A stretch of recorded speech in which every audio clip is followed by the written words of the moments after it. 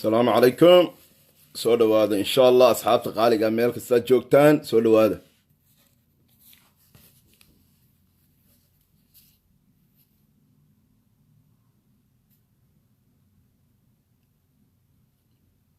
soo dhawaada insha allah.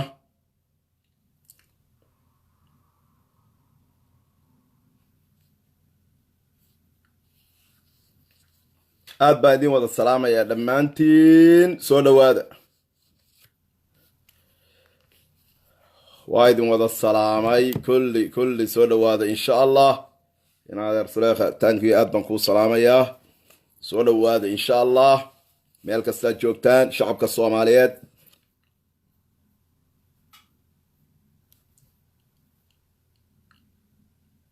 aad baan idin wada salaamayaa dhammaantiin soo dhawaada insha allah soo dhawaada.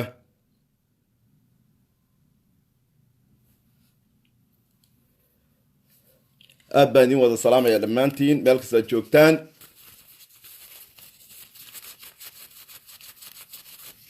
xaaladdu aad bay u karsan tahay. xaaladdu xaalad fiican maaha. waxyaalo badan baan idiin soo bandhigi doonaa oo xasaasi ah. waxyaalo badan baan idiin soo bandhigi doonaa oo xasaasi ah. sugu waayina soo dega insha allah. soo gala sheer gareeyana barnaamijkan hadduu ilaahay yidhaahdo asxaabta qaaliga ah meel kasta joogtaan. aad baan idin wada salaamaya dhammaantiin. xaaladdu aad bay ugu culus tahay marka waana idin wada dhegaysiin doonaa. waa idin wada tusi doonaa. soo dhawaada insha allah.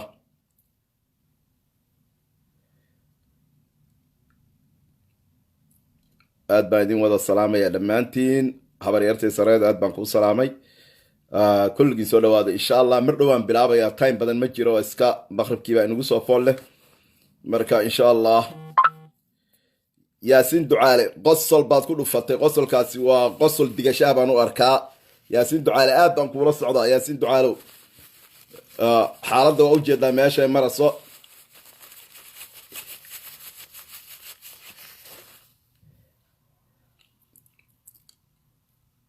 dad badan oon jawaab mudnayn baa meesha ku jira laakiin aan aad ugu faraxsanahay. qaarkood ma mudna inaan u jawaabo laakiin waxaan aad ugu faraxsanahay. anigu maba aqaano inay iyagu yaqaanaan woolkayga yimaadaan comment gareeyaan ama caytamaan ama xanaaqaan laakiin anigu ma aqaan. laakiin iyagoo ay yaqaanaan way soo follow gareeyaan. taasna aad baan ugu faraxsana. waa soo dhaweynaya qof aanan aqoon oo woolkayga imaada iga comment gareeya caytamay. yani waa qof aad ii danaynaya marka welcome baan leenahay. cid walba waa soo dhaweynaynaa insha allah bidnillaahi kariim. waa bilaabaya barnaamijka. bismi illaahi raxmaan iraxiim. alxamdu lilaahi rabi alcaalamiin wasalaatu wasalaamu cala ashraf almursaliin sayidina maxamedin wacalaa aalihi wa asxaabihi ajmaciin amaa bacdi. inta magacayga iyo muuqayga taqaanaba shacabka soomaaliyeed meel kastaa joogtaan. intay nacab intay jecel intay taageersan intay iga soo horjeeda kulligiin waxaan idinku salaamaya salaanta islaamka. assalaamu calaykum waraxmatullaahi wabarakaatu. waa walaalkiin cabdixakiin cusmaan nuur oo ku magac dheer sheekh soomaali aka xerta shiikha magaalada minneapolis minnesota. maxay maanta barnaamijkan ku saabsan yahay? sida aad ogtihiin waxaa baryahan saxaafaddu aad u karinaysa oo in dhoweydba socday in gabadha kongareska ku jirta ee soomaaliyeed ee la yidhaahdo ilhaan cumar ay walaalkeed waddankan ugu qaaday in uu yahay ninkeedii si uu waxbarasho firiya uga helo. arrintii waxay socoto soo jiitantaba bannaanka ayay timi. khaladaad badan oo gabadhaasi samaysay oo damage ay u geysatay communityga, damage ay u geysatay sumcadeeda iyo tii familigeedaba intaba ayaa waxa ay koosgaraysay iyo dhibaato ay usoo jiitay Somali community. waxa ay koosgaraysay in waxeedii oo dhan bannaanka usoo baxaan. okay, maxaa soo cusboonaaday? maxay saxaafadaha waddanka Maraykanku ay ka yiraahdeen arrinta Ilhaan? waa laydin daaraya. aad baan idiin soo dhaweynaya dhammaantiin. kabacdina waxaan idiin shidi doonaa arrin aad u xasaasi ah waana ka baxaya barnaamijka markaas. aad baan dhammaantiin idiin salaamayaa.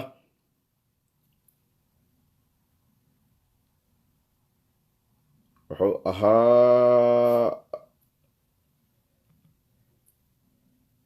okay.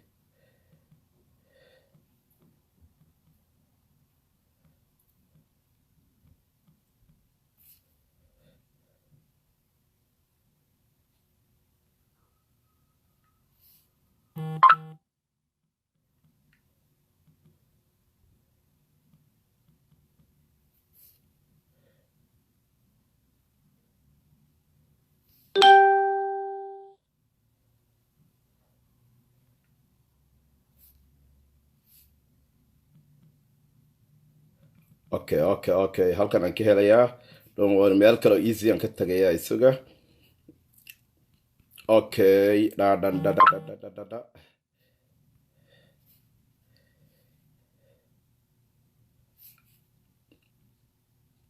Okay, isaga.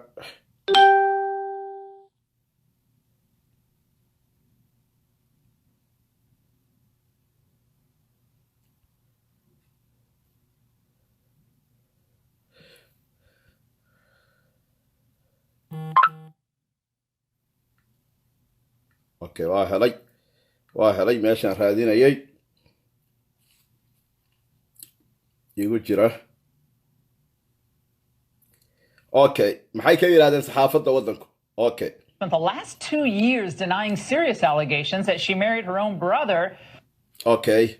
Congresswoman Ilhan Omar spent the last 2 years denying serious allegations that she married her own brother so he could stay in the United States. Well, now a member of the Somali community in Minnesota has come forward with new evidence.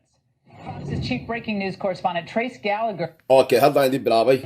Congresswoman Ilhan Omar spent the last 2 years denying serious allegations that she married her own brother so he could stay in the United States. Well, now a member of the Somali community in Minnesota has come forward with new evidence. Fox's chief breaking news correspondent Trace Gallagher is standing by in our West Coast News Bureau with all the details. Trace. Laura, when the accusation was first made a few years ago, Democratic Congresswoman Ilhan Omar tried to knock it down by calling it absurd. Then, when the media turned up a wedding certificate, Omar went silent, refusing to make any comments at all, saying she does not talk about her family or personal life. Well, now others are talking, like Abda Hakim Azman, a prominent member of the Minneapolis Somali community who is now on the record telling the Daily Mail that in 2009, Ilhan Omar married her biological brother Ahmed Saeed Almi so he could remain in the United States and attend college. At the time, Omar was married to Ahmed Hersi, but it was a religious marriage, meaning there was no Minnesota state record stating that she and Hersi were husband and wife.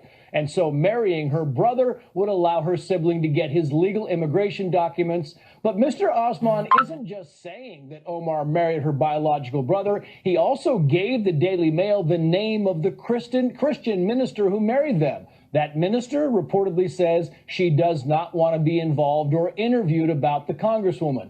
And while Omar has refused to talk about the allegations today, when the co-host of The View, Meghan McCain, retweeted a story about the alleged sham marriage, writing, quote, "How is this not a bigger deal?" Omar responded, quoting, "Paying people to generate fake news stories in order to delegitimize me and those I represent isn't a good look. Desperation is a sad mobilizing tool." Of course, this has become a lot more than just a media goose hunt. Last month, our corporate cousin, the New York Post, reported that the FBI was investigating the marriage and had met with a source in Minneapolis, and Immigration and Customs Enforcement, ICE, is also looking into the matter. Laura. Trace, thanks so much tonight. Okay.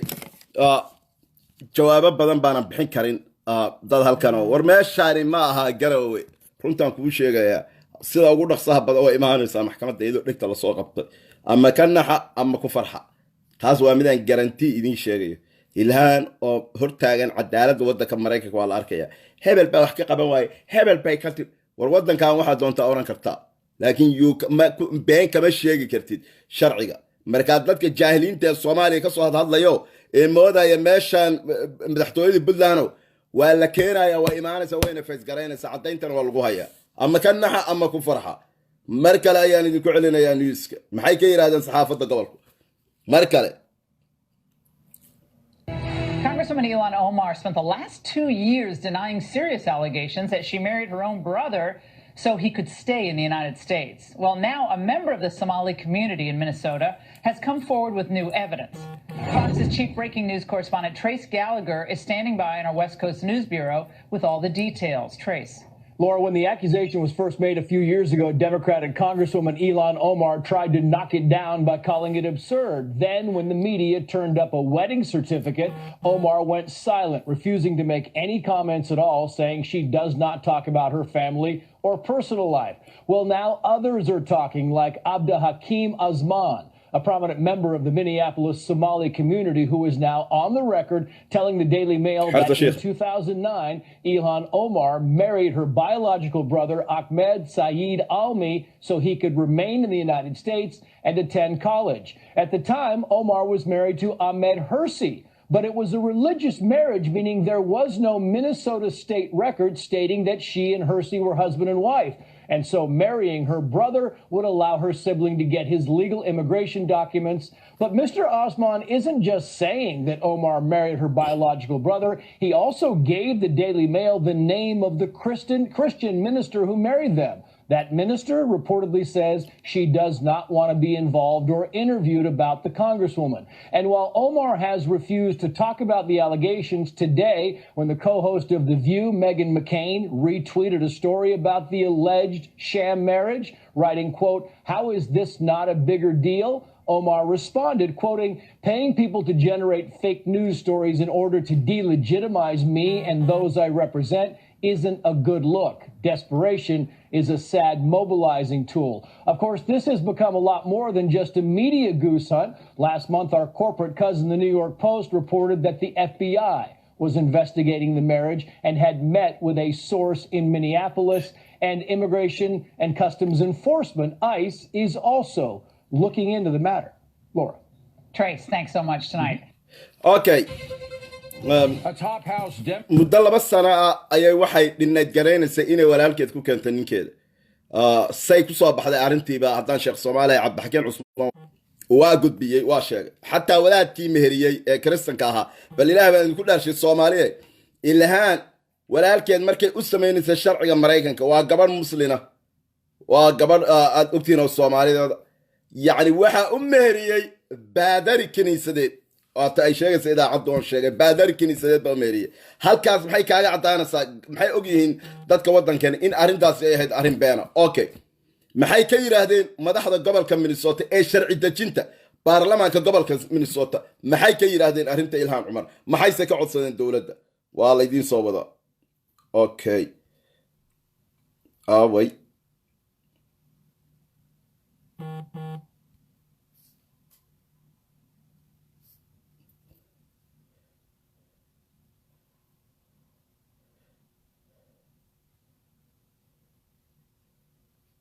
Yeah.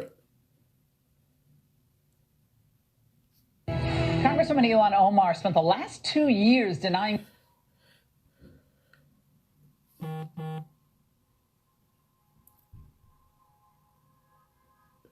isaga waxay ka dhaheen madaxda gobolka Minnesota Firestorm okay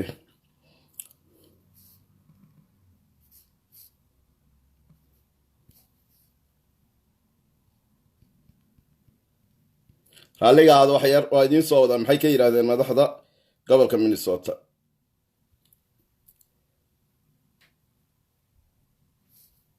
news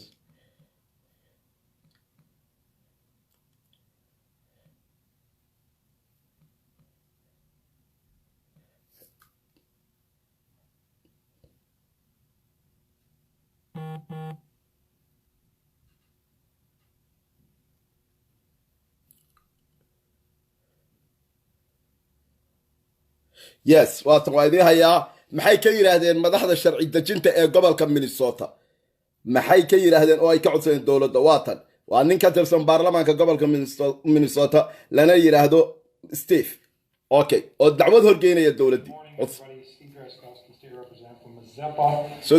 today we are at good morning everybody Steve Draskowski state representative from Mazeppa. Today we are asking the Federal Internal Revenue Service and the Minnesota Department of Revenue to review the tax filings of U.S. Representative Ilhan Omar on several grounds. I am joined by 9 Minnesota state representatives in making these requests, and I think there's 6 here today. These representatives include Glenn Gruenhagen of Glencoe, Eric Lucero of Dayton, Shane Mecklin of Clear Lake, Tim Miller of Princeburg, Linda Runbeck of Circle Pines, Cal Barr of East Bethel, John Poston of Lakeshore, Dwayne Quam of Byron, and Jeremy Munson of Lake Crystal. We are making this request on 3 direct grounds. First, Representative Omar improperly and deliberately filed for a tax status for which she was not qualified, an illegal action in both federal and state law. The Minnesota Campaign Finance Board found on June 6th of this year that she illegally used campaign funds to pay a law firm to review her tax records. The Campaign Finance Board exposed crystal clear probable cause for a tax fraud or tax evasion investigation when they discovered that Representative Omar filed as married and filing jointly with Mr. Ahmad Hersey in 2014 and 2015. During those years, she was legally married to Mr. Ahmad Elmi. Did the illegal filing produce a lower tax liability for the couple? Did her illegal tax filing bring her tax exemption for which she was not legally qualified? Usually people choose the tax filing status that yields them the lowest tax liability. Also, the board shared that the couple filed jointly during 2 specific years. Ilhan Omar and Ahmad Hersey have been together as a couple for 17 years. Given her record of crimes and violations of so many laws, it may be worth evaluating her claims of status in those other years as well.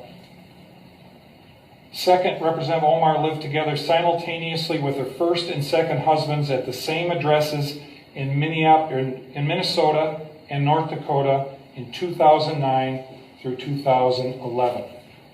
The tax enforcers may need to check if she used an illegal tax filing status and obtained tax deductions, including standard deduction levels for which she was not qualified in those years. Third, we know that Representative Omar took improper kickbacks from 3 Minnesota colleges in 2017 when she oversaw their state budgets in 2017. Under campaign pressure, she returned those kickbacks in 2018. It is worth checking to see if she reported the kickbacks as income in 2017 or deducted the paybacks as expenses in 2018. 5 grounds for an investigation include corruption in public office and tax evasions on grounds of illegal filing status, improper deductions, concealed income from kickbacks, and improper claims for expenses. We are also aware of Representative Omar's pattern of improper conduct. She has been fined by the Campaign Finance Board for diverting campaign funds for an unpermitted political trip to Orlando. She has been directed to pay back her expenses for uncovered political trips to Boston, New York, Philadelphia, Chicago, Florida, and Washington, D.C. She has been punished for conversion of campaign funds to pay for personal legal and accounting services.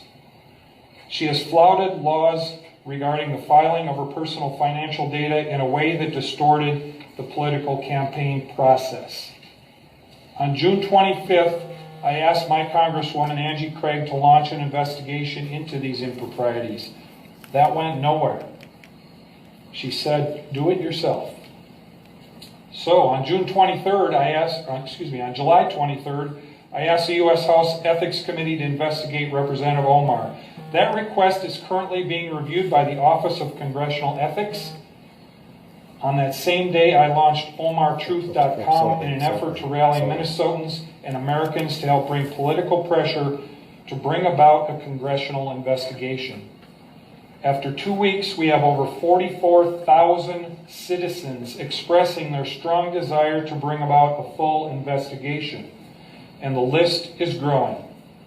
I will be adding today's request to the facts available on OmarTruth.com. Today, I and 9 other representatives are asking the nonpartisan federal and state tax enforcers to open investigations. We are simply asking them to do their jobs.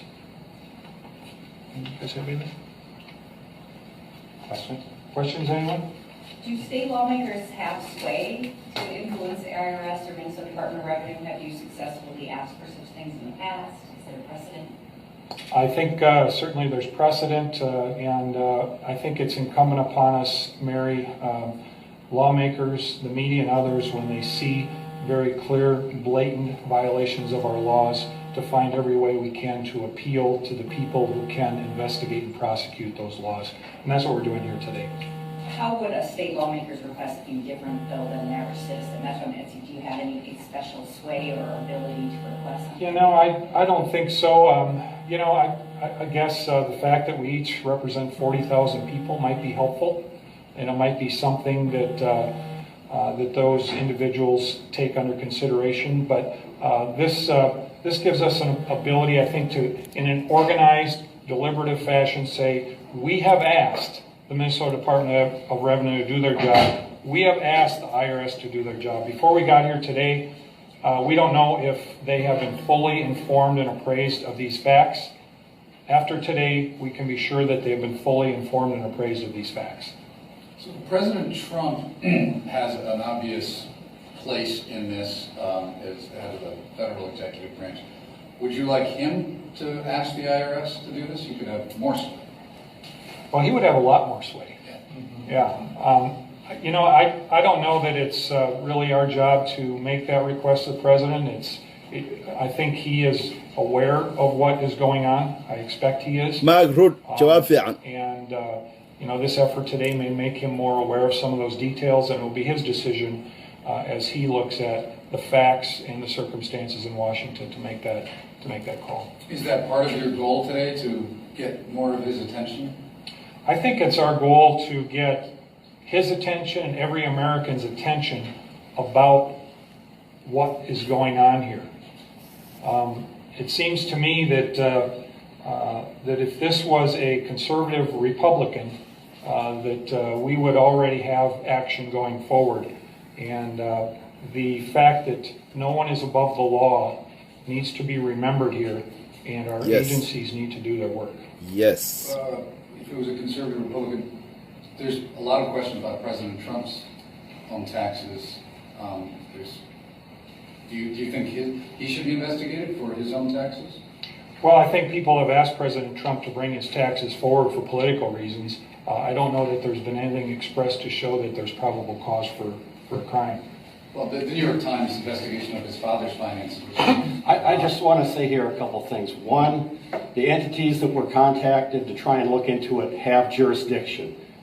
You know, the House and the... daawud yare afkaaga caana lagu qabay jawaab fiican baad siisay dadka meeshaan ka caytamaayo riyaala wax runaan idiin soo bandhigaya aniga meeshaan maaha Puntland ogaada Department of Revenue and the IRS.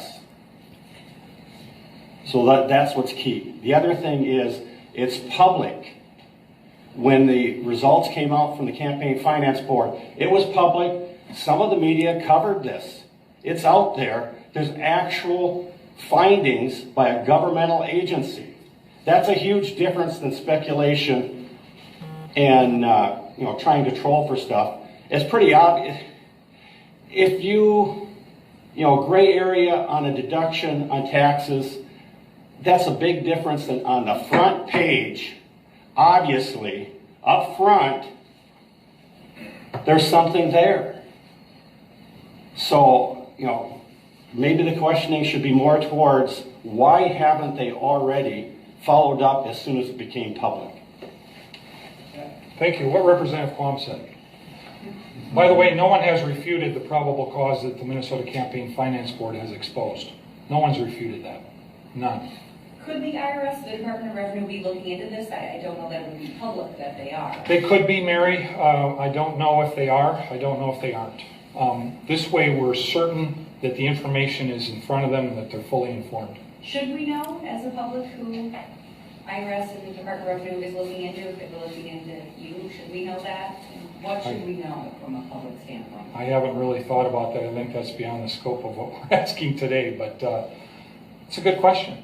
Well, I mean, it's a fair question. You were asking that they investigate, and the question is like, are they allowed? Should they be allowed to say, yeah, we heard you, and yeah, we're going to investigate her? Well, I would like to hear that, but I don't know if I haven't thought about or examined whether that's a good public policy approach and what that means for data. aad baa u mahadsantihiin dhegaysiga aad dhegaysateen idila socoteen dad badan oo waxaan arkaa halkan ka caytamaya oo war qof caytamay haddaad aragtid waa qof laga raayay وقف لقى رأي قف عيتمه دائرتي وقف عيشيسن وحناقسن قف عيتمه دائرتي هل كاسو حاطين إلى حناقدين ما حد كحناقدين مرهم بام سوابين وانت دتكينا ودن كان جوجا الصومالية جارهان قبل كميني صوتا أيام الدنيا إن فرين جار ما أنت عم تدرو والإلهي بقى إن كل شيء إسكت عفوا قف صومالية أو يوروب كقيلنا أما قف قبيل جوبي أو صومالية كقيلنا لما قف أو مسلمنا أيام كجرا كونغرس أو قبلا مدي واحد ولا تودك فلسطين من نوا صومالية إلهان مسلم بيهان جرت وصومالية ولا كجرتها محل لوجه اللواية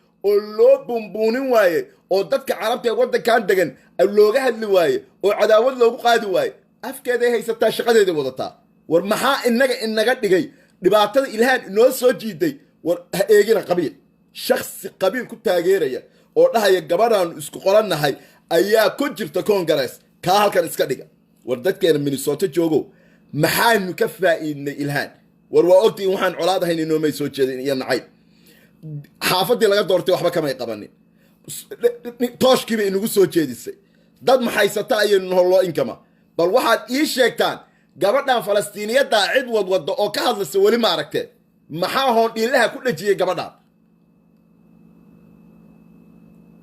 Soomaaliyay bal fakara ilaahay baan idinku dhaarshay maxaynu ilhaan ka faa'iidnay waa dooranay dhaxan baa loo istaagay banaan baa loo istaagay dhaqaala la galiyay intii ay joogtay bal wax Somali community Minnesota ama dadkii deegaanka ee doortay ay u qabatay ii sheeg isoo hordhiga wallahi waa ka haraya waa deynaya iska dhaaf qof qabiil dooday oo ooya oo ama Yurub jooga ama Soomaaliya jooga inteena gudaha joogta حتى اسكان في قبل كلام بريكن انتين من السؤال جوكتا يجوا جوابه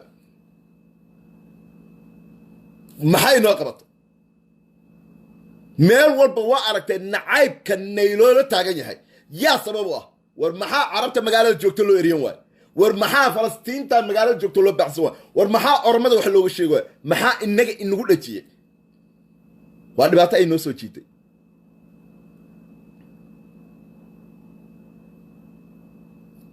waa dhibaatada ay noo soo jiitay ka bax qabiil iska ilow qof Soomaaliya ka soo qaaqlaho commentiga bixi ana ku fasaxay oo cayto because moogid meesha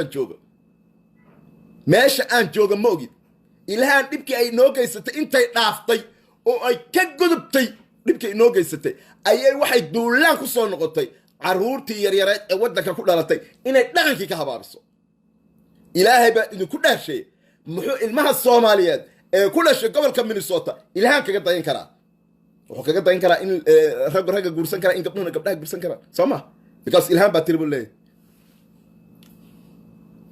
كنت حلاقة حلو بنتو لن هالكديجا بنتو يقبل كورن هالكديجا لبعتنا إنه كيستي سبحان الله الصومالي إنه كيستي وحكدرن لبعتنا أي كسوته برشة الصوماليات وطن كان كل شيء أما كبر بارك مين كفكرين دتكم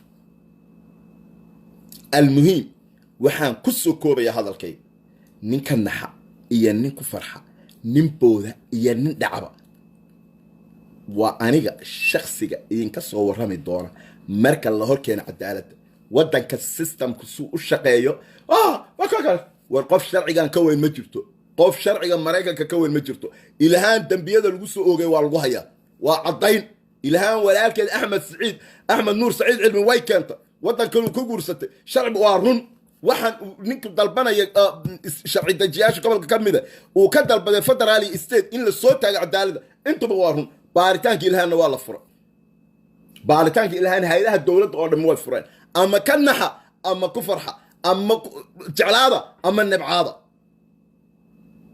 wadanka systemku soo u shaqeeyo si fiican baan u aqaanaa qof kasta oo maanta reer Minnesota halkan igula jiraan waa ogyahay iska dhaaf qof maqaam sare ah oo xil haya qofka shakhsiga caadiga ah ayaa hadii dambi lagu soo eedeeyo dawladdu ayna markiiba ku boodin oo ayna qabanin because shakhsigaasi waxa uu leeyahay xuquuq waxaana la ilaalinayaa oo laga baqayaa in qofkaas inta wixii lagu waayay in hadhow uu dawladdu suud gareeyo oo uu ka gar helo time baa la siiyaa macadin la iyada oo xil haysa ilhaan waqtigeedu waa dhamaado ama kanaxa ama ku farxa ilhaan cadaaladda waa la horkeenaya ilhaan dambiyada lagu soo oogo dhan way gasha وانا الحياة وانا واحد عطينا waxaynu ka faa'iidnay oo dhibaato ahayn ilhaan ma jirto haddaynu Soomaali nahay runta hal isku sheegay qabiil halkaan dhigin calaha ku dhacda qabiil waxaynu ka faa'iidnay ma jirto dib ay ina galisay godob ay ina galisay sidaa darteed ama kanaxa ama ku farxa ilhaan way hor imaanaysaa waana la keenayaa cadaalad aad baan dhamaantii idin wada salaamaya wabillahi tawfiiq wasalaamu calaykum waraxmatullaahi wabarakaatu